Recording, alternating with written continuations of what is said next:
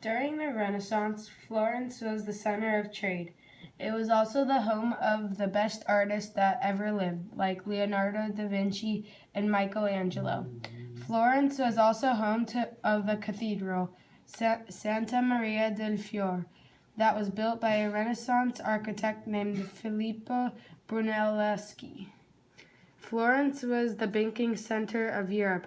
As well, Florence was a very busy city during this time period. The city of Florence. Renaissance Italy was divided into city-states. Florence was one of many. The city's location on the Arno River made it an important center for trade and commerce. Florence became the center of woolen cloth trade for all of Europe. About 100,000 people lived inside Florence's city walls. Advances in architecture and engineering. A very important part of Florence is its memorable and historical buildings.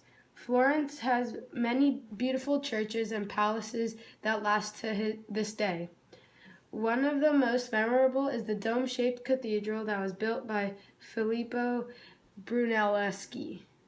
What makes this an amazing artifact is that Brunelleschi had to find a way to make the dome shape stand on itself without anything that supported it.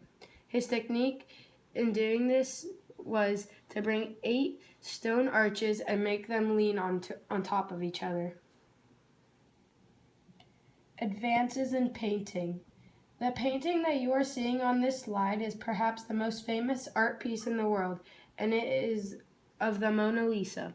Leonardo da Vinci created it during the Renaissance period.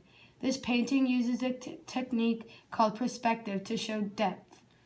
Many artists in this time period used this in their art. Leonardo used oil-based paint to paint the Mona Lisa, and this was a new material that was created during the Renaissance. Advances in sculpture.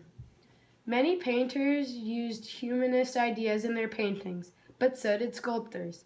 For example, Michelangelo created the David, La Pieta, and Moses.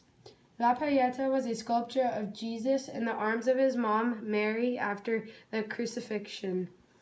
The David was a sculpture that depicted a biblical hero named David. Advances in literature. Art and trade was not the only big part in the Renaissance of Italy. Literature was also a big part. Poets like Dante Alighieri created so many great poems and stories. One of the most popular pieces that Dante wrote was called the Divine Comedy. The Divine Comedy describes Dante's imaginary journey through the afterlife. Advances in science and mathematics. During the Renaissance, great advances occurred in geography, astronomy, chemistry, physics, mathematics, manufacturing, anatomy, and engineering. Leonardo da Vinci created the Vitruvian Man, which is a form of science and anatomy.